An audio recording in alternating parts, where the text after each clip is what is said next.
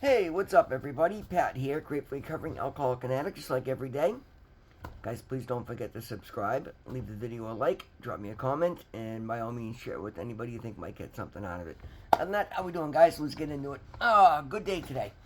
It was a little chilly this morning, and I think I got the most splinters I've ever had in one day.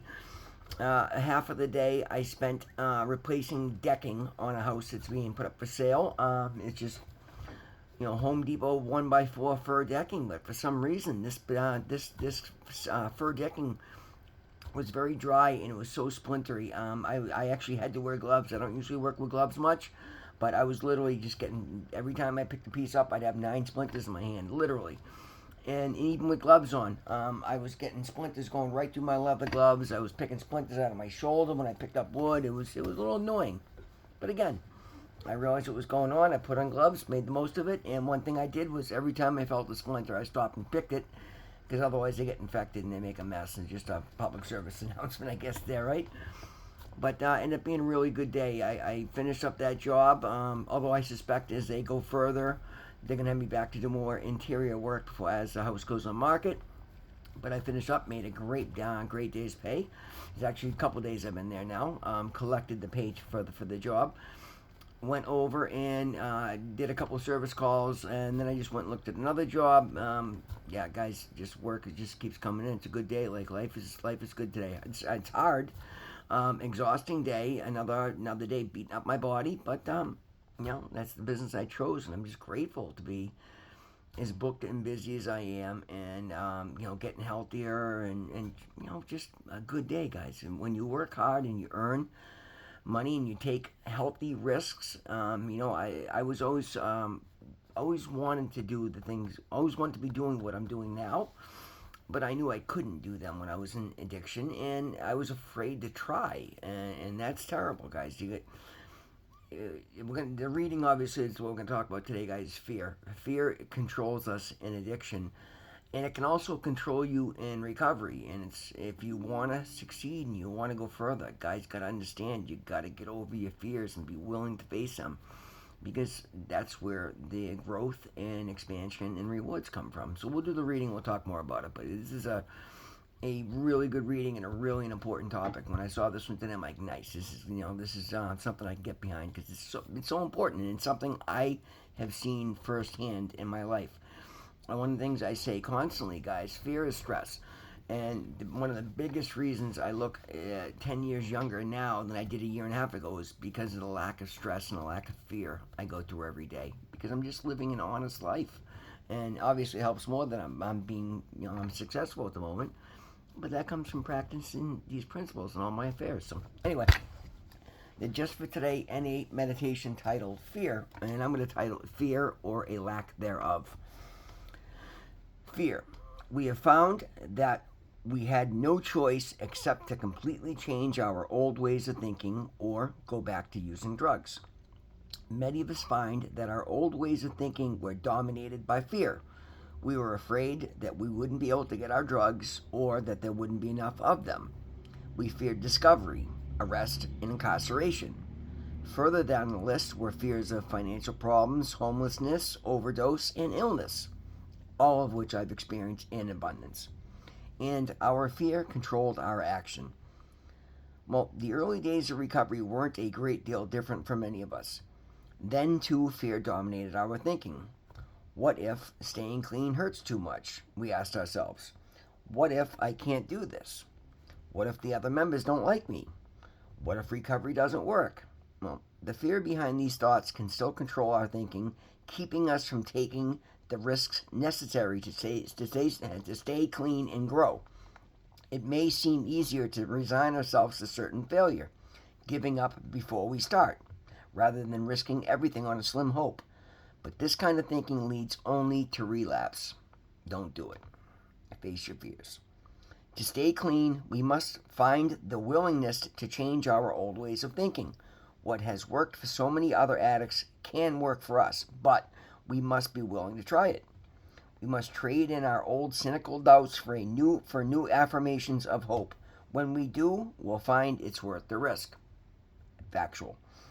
And the affirmation is just for today. I pray for the willingness to change my old ways of thinking and for the ability to overcome my fears. And guys, that's something I did pray for, and I still continue to. Well, less about overcoming my fears, because as you build a relationship with your higher power, that removes your fears. As your faith grows, your fears diminish, and that's something I found firsthand, directly applies to my life. But I was reading this, and I'm like, oh, the old cynical. I'm like, oh, I used to be so cynical, and guys, cynicism is just poison, and that's something that long before this reading came out today. Again, God shot these things all so well intertwined. I was thinking about that earlier, about how if there's one thing I try to impart upon people is how much I make my own luck in my life today, and that's something I didn't know, because I thought I was cursed and I was worse luck and da da da da da, just giving away my power and trying to excuse away my lack of taking proper actions. All that negativity is poison to the body. It's also poison to your opportunities, guys. You don't understand, or at least I didn't, and I see it firsthand in other people. The reason people constantly are shocked by my positive attitude and my ability to handle things, well, it's part of because I dealt with so much for so long and survived it. But again, that's because of my higher power. That's something I truly have come to understand, and it is such a comforting belief, guys. Faith is powerful. It heals you physically, spiritually, mentally, and literally. I've been talking about a lot lately, guys. The idea, it's something I said. I was actually watching one of my videos from last week earlier today while I was on the job site. I'm just playing it, kind of, I like seeing where I'm at, and I actually love watching my own videos because the lessons that are there, and they're just constant reminders of what I'm doing and why I'm doing it. And I said something off the cuff the other night that anything that can go right in my life tonight, these days, goes right. And it's the absolute truth. And I'm like, ooh, that's such a good one. Like, I want to make a t-shirt on that. Because I used to be one of those people that said, oh, Murphy's Law 1,000 times a week. Oh, anything that can go wrong is going to go wrong. And you know what? When you're running around looking at things that way, you're 100% right. Because you're making sure of it. You're looking for it. And then you're going to subconsciously take actions to back up what you've been saying. Guys, words are spells. And it's something I know to the heart. But at the same time, guys, please understand.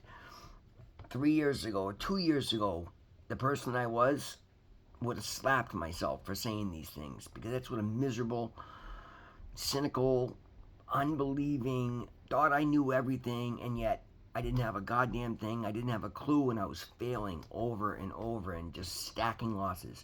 And yet I would have laughed at the idea of saying affirmations. Well, what kind of, and I'd see like a Saturday Night Live skit on, this insecure, anxiety riddled little nerd saying these affirmations, and I'm like, that's such a pussy thing to do, right? And yet, guys, my desk right in front of me right now, I have about 15 affirmations that I just constantly read.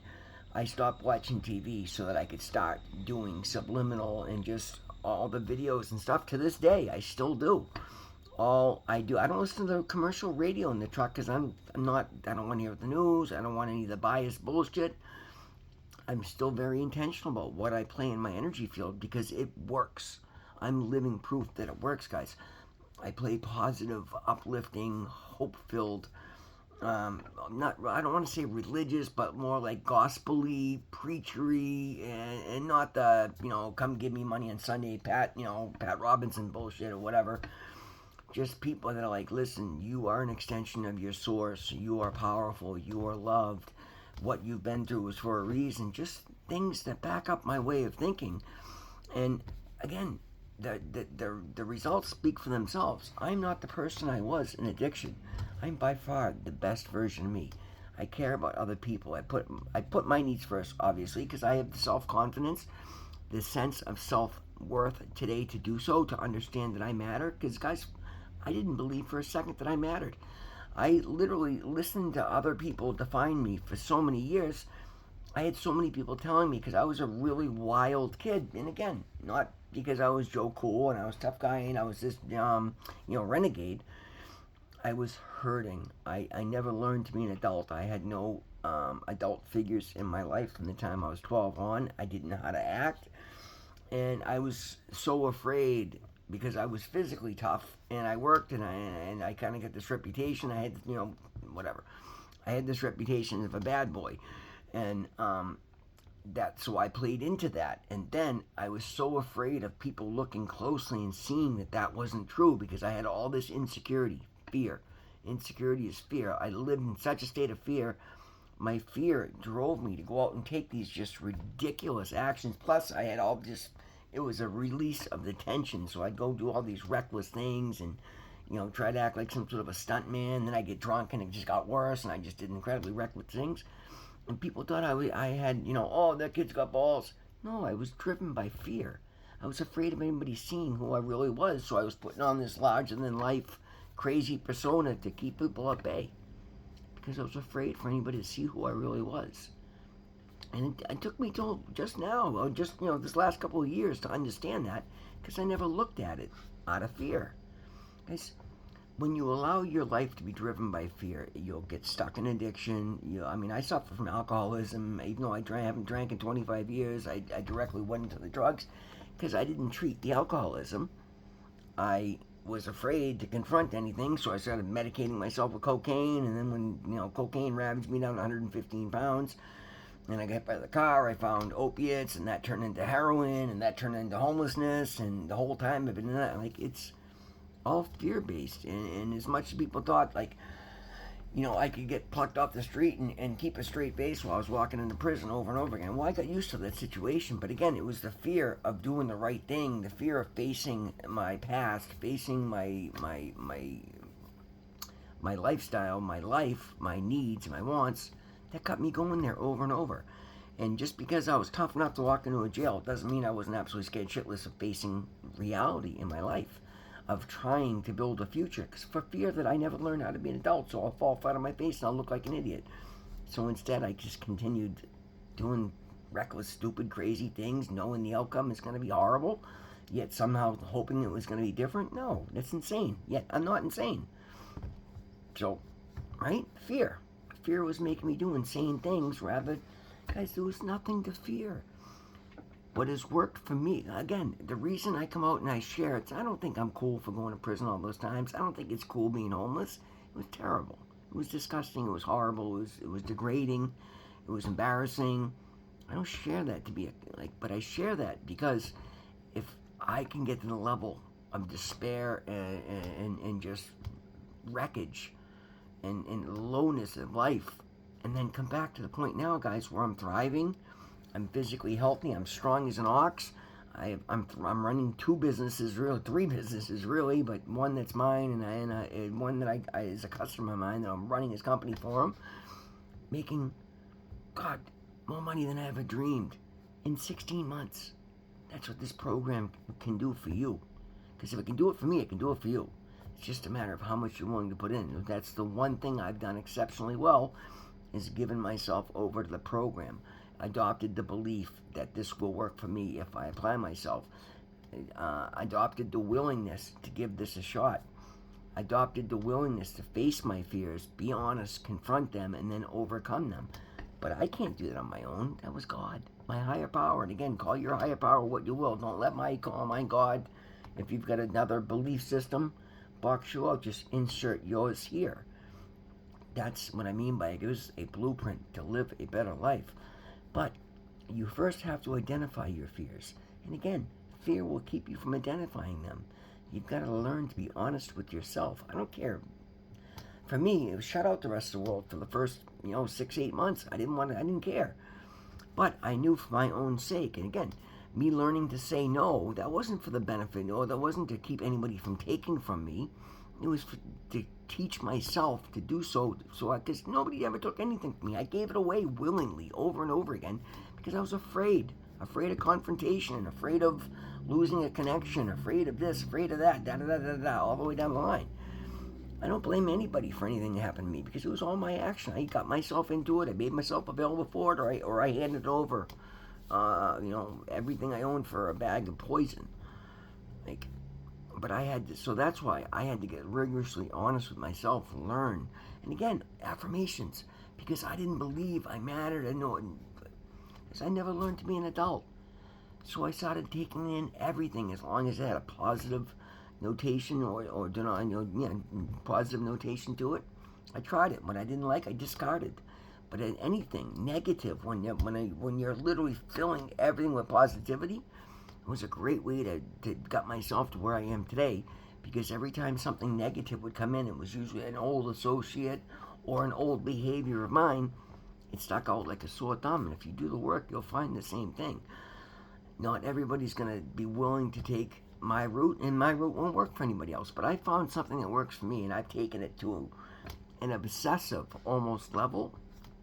But that's what it takes in recovery. You've got to commit fully. Whatever, and again, you got to identify your weaknesses, identify the areas that get you in trouble, identify your triggers, and then that's the areas you got to focus on. And fear will keep you from doing that because nobody wants to admit. But guys, that's why we go to meetings and we get along other like-minded people that understand. Every time I shed light on something, I admit some fear I had and how I overcome it, inevitably somebody comes up that's coming up behind me in the program. So, my God, I identified so much. I'm going through that now. Thank you. That's an inspiration for me that I can do it too. And it feels great, guys. Now I'm helping other people out. That gives me more sense of self-worth. And then again, I take that and then I go out in my business and I apply that to my business. I handed over a bill to one of my customers today, somebody I work with regularly, and he's always great about paying me. But this was one of the bigger jobs I've done for him, and and actually I didn't even know he was paying me. I thought the customer was, and I'm like, hey Josh, is she gonna freak out when I give her a $1,500 bill this morning? And he's like, no, I'm paying you. Is that what it is? 15? I'll send it to you now. Like boom, I was starting to have anxiety or fear because I hadn't. And again, my fault. I should have discussed it, but they kept adding more and more work. And again, Josh didn't discuss it because he knows I'm fair, and he had every intention of paying me. And again, boom, here I was getting anxiety. Is she going to freak out? Am I going to not get paid? And it was something I was dwelling on. But the moment it entered it, I taught myself now to speak up. So I went right to Josh with it. Come to find out, Josh is the one paying me. He's like, 15, no problem. I'll send it to you now. Boom, 5 minutes later, I had it through Zelle. Like, I have nothing to fear today. And yet, it'll still creep up if I'm not careful about it. But I've trained myself through all these things that I used to laugh at and think were hoo-hoo and wooey and, all this woo-woo nonsense. These are the things that I use today to change my life and make myself the best version of myself. And I've got a long way to go, and that's comforting too. Because I'm not afraid of what's coming down the road, because I work with my higher power. I live in prayer. Again, certain things I do because it keeps me plugged in. And that is, I won't pick up my phone before I say my prayers. I won't do anything. I want to interact with the outside world until I've centered myself. And again, it's to show God that I'm being obedient, that I love Him, that I appreciate the blessings He's showering on me. And it's for me to remind myself what my priorities are before the world tries to tell me otherwise. And when you do them day in and day out, boom, you get stronger and you get more confident and life gets better. Guys, there's nothing you can't do if you put your recovery first. And that's something I've done right this time. Instead of using my recovery to get something else I needed, no, I put my recovery first and assumed everything else would fall into place. And I'm eons, light years further than I've ever been. Much, much faster than I ever dreamed possible. Because I put my recovery first. I take these lessons to heart. I apply them in my life. I show faith to my higher power. Because again, I said it the other day. God doesn't need my love, but I need His. I can't do this without Him. Can't do this without any of you guys. Can't do what I'm doing without my recovery group. It's symbiotic, guys. It's a symbiotic relationship every which way. So I show reverence to that every which way. But I don't let fear get in my way. Doesn't mean I don't experience fear. It's natural. I'm horrified of stopping my recovery program for fear I'll go backwards and get back on drugs. I know I will. That's a healthy fear. I'm afraid to reach into take the cover off of an electrical panel and start ripping breakers out, grabbing wires, because I know I'll die. That's a healthy fear. So I have healthy fear today. I don't have the obsessive, ridiculous, life-controlling fear that I knew in addiction. And that's why I look so much younger today. so much stress free. Well, that and I sleep and I eat and shower. That helps too. But the bags under my eyes that I had, the sunken, hollow look to me, is gone because I live in recovery today. I get to live in the solution instead of being a part of the problem. And that's a beautiful thing. Getting along, guys. Thank you so much for being here with me. Always remember, God loves you. I love you. We'll see you in the next one.